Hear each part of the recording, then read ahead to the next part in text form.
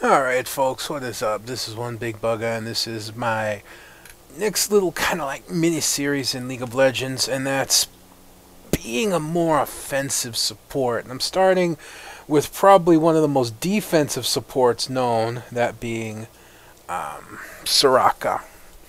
I will be supporting, as usual, my friend Random, who is Caitlyn, in the bottom lane. Just waiting for everything to load up here. Here we go. I will be against a Nami, as you can see, and a Sivir. Yeah, must fixed frame rate. Wait, fix itself? It fixed itself. Alright, so. One thing I found out about Soraka. She is a counter to Nami. Plain and simple. She does a very, very good job at countering Nami.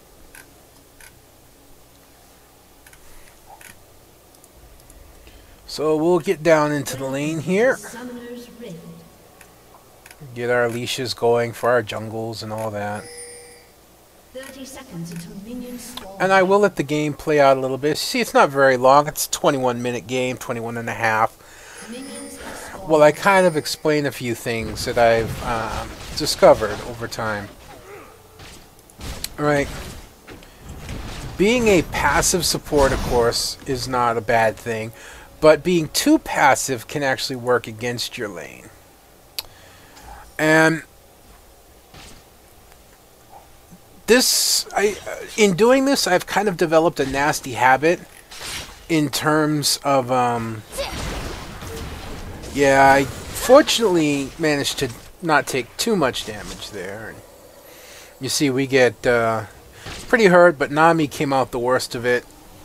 And being a Soraka, I can heal out of it, and I can heal Caitlyn pretty easily, so deals with the Nami poke quite well. So, as I was saying, the only bad habit that I've gotten out of this is I accidentally end up taking kills quite a bit. And mind you, I'm not trying to. Yeah. You see that poke and whatnot, and again, just the heals, the silences, the damage is going out. And I'm able to far more effectively heal and Caitlyn and keep her mana up than Nami is able to heal Sivir. So this is working very much in my favor. Not exactly sure what she was thinking there, but as you can see, this going to be a hell of a trade there.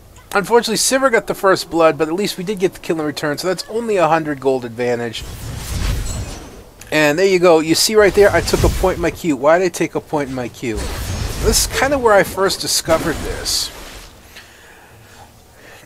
If I had had my queue, the first blood may have gone to Caitlyn. Also, it allowed me to push out. I'm going to come off here. It allowed me to push out my lane. And you saw all that CS that was there. And I was able to push it under the tower, and almost all of it was lost. So that's CS that Sivir does not have. And in taking a point in my queue, which is something you normally wouldn't do on Soraka, you would normally level up your silence, mana, and your heal maximum before you even take a point in your queue. Well, by taking a point in my queue, I was able to contribute to the fights a little bit more with damage. And, like I said, unfortunately, I ended up taking a few too many kills, but there were kills that probably wouldn't have happened if I didn't. And there's all that damage, and there's a heal, silence, and now I'm starting to throw down. You see there? I was able to take Nami out, and now Sivir.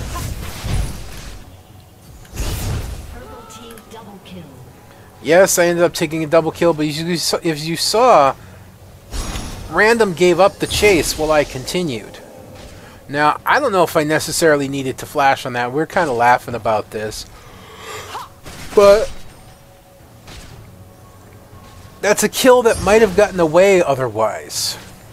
because kind of what you don't see there is when Sivir ended up around this corner, I actually couldn't see her.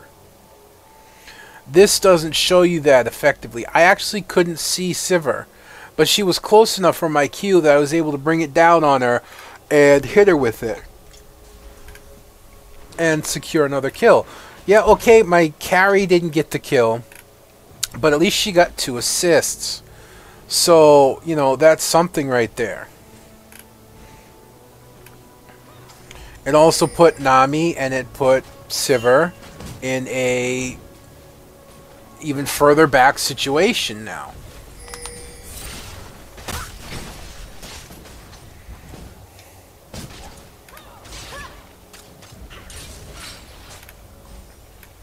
So, having that aggressiveness, even on Soraka, I didn't take more than a single point. Okay, I didn't take more than a single point in my Q, but having that single point allowed me to contribute to the fights that much more. You know, it allowed me to add in that little bit of damage, to be that little bit more aggressive. And how many times, you Soraka players out there, how many times have you been playing Soraka and your carry has been killed or gone back and your minion wave is pushed up to your tower, and now you find your tower behind a big, you know, being sieged by a big minion wave, and what ends up happening is a lot of that CS gets lost, and the minions are there so long that the other carry is just free to beat down on the tower as much as they want. By having just that one point in your queue as Soraka, and so many Sorakas don't do this, myself included, that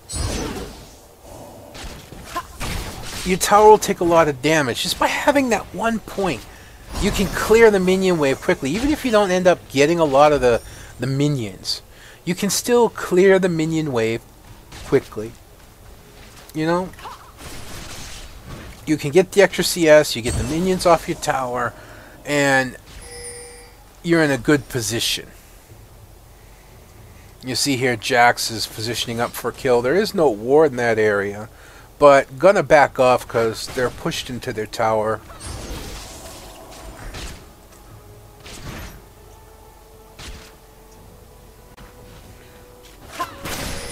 Sometimes I wasn't exactly sure what Random was thinking in some of the moves that he made, but and catching Caitlyn there, but still being aggressive, and a lot of damage going out. Unfortunately, Caitlyn will go down, but now with or without the Q, I would have been able to get that. But I think I wasn't hitting my Q enough. I was trying to let Random get the kill, but it just wasn't happening.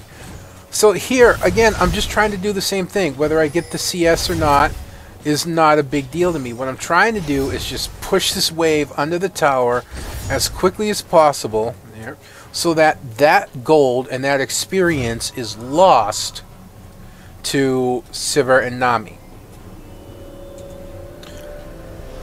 And all that experience, all that gold is lost, is something they can't recover. They're even further back now, you know?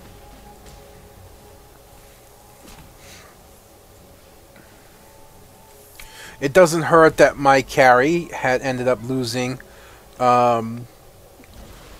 CS and whatnot, and experience. But I'm, you know, kind of even the playing field. If I didn't have my Q, I probably wouldn't be able to do that in time.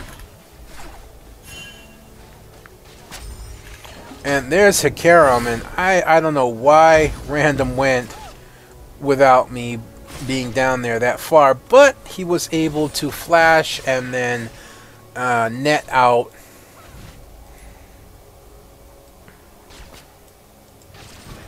And Hikarum trying to stay around for the gank.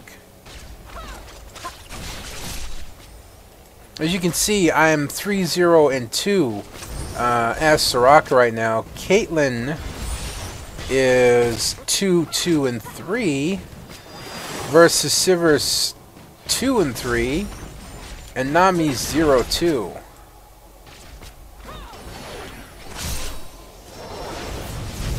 Not exactly sure. You see, they're gonna try and dive, but there I immediately spawn with Wish, and I immediately start using the Q, and I just dish out that extra damage, and down Hikarum goes down. Rampage. Back down on a rampage. Nami gets caught. I stay by the tower as Jax goes on the chase. Oh, not Jax. Ends up getting caught. There we go. By Evelyn in the mid.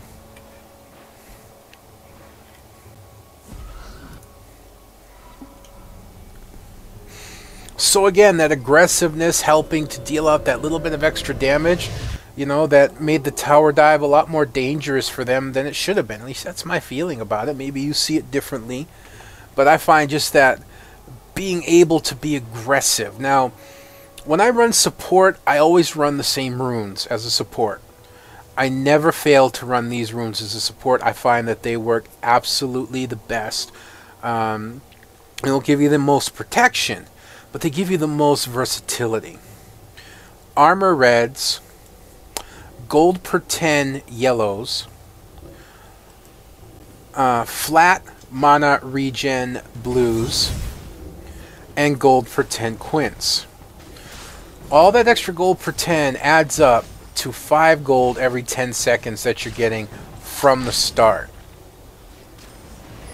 Now, most supports run a gold per 10. There we go, scaring the spell shield out of Sivir.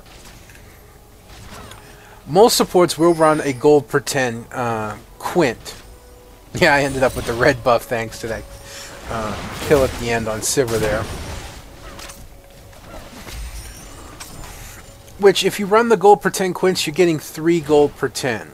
I actually get 5.3 gold every 10 seconds. So I'm getting a 2 gold advantage every 10 seconds on the opposing support. So in short, if I go... Used to go 3 gold per 10s. You can't do that anymore. Because there's not many supports that use the Averse Blade. But, again, just brutalizing. I backed out there. You saw the advantage of me backing out. And Nami surviving with just very little health. And there's the exhaust and more damage going out. We won't be able to finish them off, but you saw me back off when Nami cast her ability there. That cast, by backing off, I don't think it managed to bounce back to her. I might have gotten out of range of that. That's what I was trying to do. That's not to say it was successful. That's just what I was trying to pull off. And here comes Hikarum again. You know, nice move. There's the wish. Now watch. I'm going to start casting that Q. The, little bit of Q harass plus Caitlyn. Look at how far Hikarum ended up down. Nami and Sivir were too far down to help, and we end up turning the gang back. And with my heals in the lane versus Nami's heals, look, I'm able to easily just pump up Caitlyn, where Nami is not able to do the same for Sivir. So again, my lane has the advantage where theirs does not. Kind of obvious.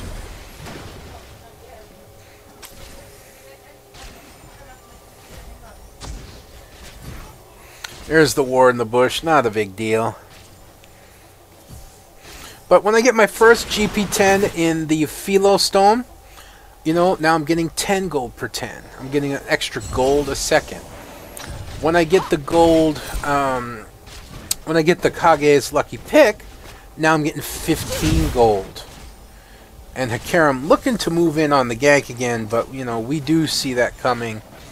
We do have wards. I have free wardville right here. So Hikarum just not going to be able to gank. A little extra damage from Sivir there, but again, she doesn't have the mana to do what she needs, and we do. Now, with the magic regen runes, the flat regen runes, and starting off with the fairy charm, I already have 16 gold, and trying to come in with the gank here again. Spider falling on the trap, and we also see Hikarum coming, and it's like, yeah, we need to pack out. You see, they brought everybody, so we are just trying to back off. And here comes Hikarum, and there's even a gangplank ulti, but we just Caitlyn flashes out, and then here comes the rest. And we're really gonna try and tower dive. I mean, here's everybody else. Everyone's low health, and yeah. Now this one, you're gonna see me. There was no need for that.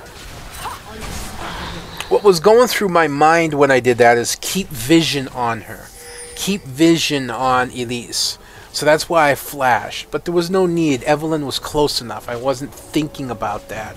And so I ended up flashing for Evelyn. There was no need for that. That was a little too aggressive. And that ended up giving me my 5th kill for the game.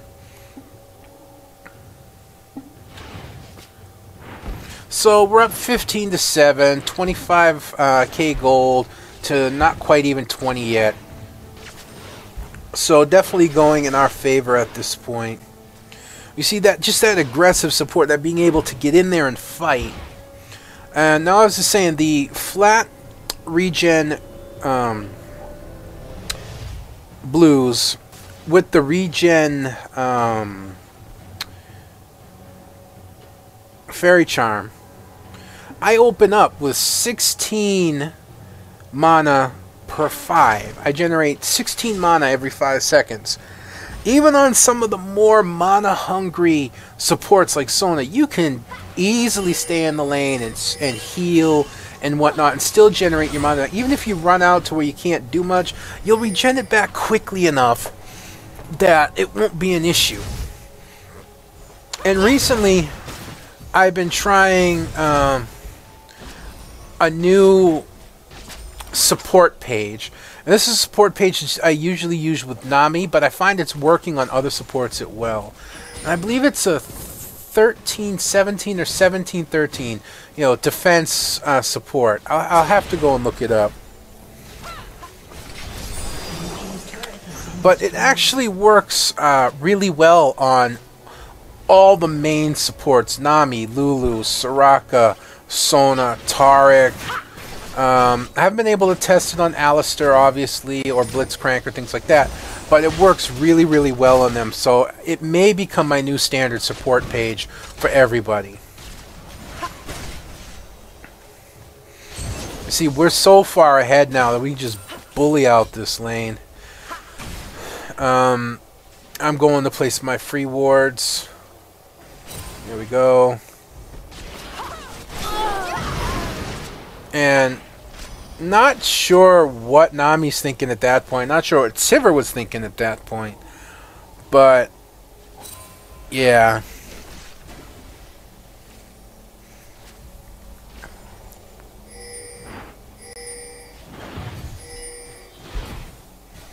And I'm like, we gotta take down this tower. It's 20 minutes in the game.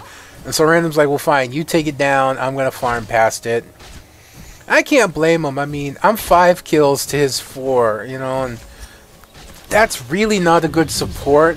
A couple of those kills I got that I don't think he could have, you know, he had died, or he was not pursuing for the kill. But there was a couple of those kills that he could have gotten if I had played it a little different, but it didn't quite work out that way. So that's the one drawback to being an offensive support like this, is you get so focused, especially when you jungle a lot like I do. You get so focused on that battle that you're not realizing that you're about to take the kill. And I actually got a Nami game where I can show just that. Again. And then here comes Hikarum. You would think we're not going to get through this, but there's the wish. And, yep, just not able to keep up with us. We're able to harass them down, keep them back, and as deep in as we were able to leave. Nami almost dead, Sivir less than half, and Hikarum not able to pursue. You know, he's been kept down, so yeah, more power to us. Yeah, I was going for the Ohm Wrecker.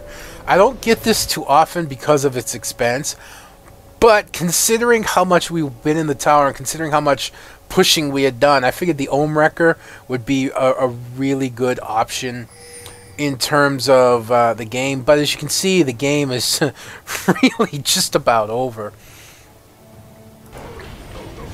as things are just going to get destroyed here. I don't exactly know what that was about. And Hikarum's going to charge away, but he's ignited, so he's not going to make it. And Elise is not going to make it. Oh, maybe she will. Yeah, she did. Nami gets chunked, and just in the tower, and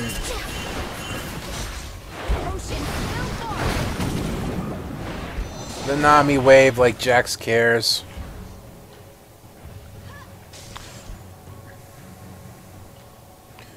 And surrender any moment. There it is. So you can see, just taking that 1 point in a Soraka Q can turn a battle so much more. It doesn't do a lot of damage, but it does shred magic resist, and the more magic resist it shreds, the more damage it does, and it is a quick cast. So it can be effective. It's not something that can be ignored, especially considering that bottom lane typically does not build against magic damage. So having that offensive ability, even on the most passive of supports, will really make a difference in when the fights come, in maybe being able to turn a gank, and, you know, maybe eking out that being able to get a kill that your carry won't be able to because your carry has fallen back, or your carry got CC'd and the person would have gotten away. In that case, as a support, if you got the opportunity, take the kill. Just make sure you have the tools to do it. Till next time, folks, this is One Big Bugger signing out, and I'll see you then.